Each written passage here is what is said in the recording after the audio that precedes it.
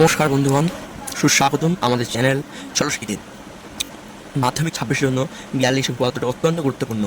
এটি বিগত কয়েকবার যদি আসবো করে আসে না, অর্থাৎ এবার আসার চান্স খুবই উপপাদ্য 42-এ আসে যদি দুটি বৃত্ত পরস্পরকে স্পর্শ করে তাহলে স্পর্শ বিন্দুগামী বিন্দুটি কেন্দ্র দুটি সংযোগ সরল রেখাংশের উপর অবস্থিত।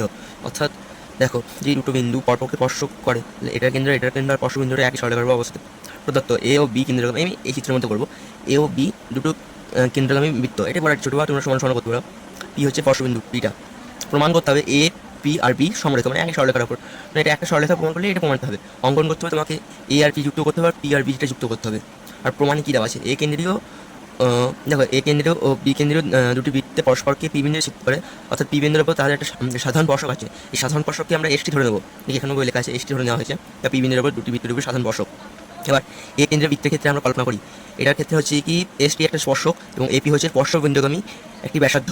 আমরা একের উপপাদ্যে পড়েছি যে একটি বৃত্তের স্পর্শ বিন্দুগামী ব্যাসার্ধ সেই স্পর্শককে 90 ডিগ্রিতে অ্যাঙ্গেলে থাকে, লম্ব থাকে। অর্থাৎ এটা কোণ এসপিটি হচ্ছে 90 ডিগ্রি বা লম্ব, বা এটা হতে পারে লম্ব। অনুরূপভাবে বি কেন্দ্রীয় বৃত্তের ক্ষেত্রেও সেম। বিপি হলে যে কি স্পর্শ বিন্দুগামী ব্যাসার্ধ এবং এসটি হলে যে কি তোমাদের স্পর্শক, তাই এখানেও এটা হচ্ছে 90 ডিগ্রি। এবার একই বিন্দুতে একই পি বিন্দুতে এপি ও বিপি হচ্ছে কি 90 ডিগ্রিতে। এটা কখন ভাই হয়, মানে একটা সরলরেখা হচ্ছে কি এসটি, এটা হচ্ছে এসটি, এখানে পি আর এখানে হচ্ছে কি টি, এরপর দুটোর একটা 90 ডিগ্রি এরকম থাকবে, একটা 90 ডিগ্রি এরকম, 90 180 সরলরেখার নিয়ম 180 ডিগ্রি থাকে। অর্থাৎ এটি সমরেখ প্রমাণ প্রুফ।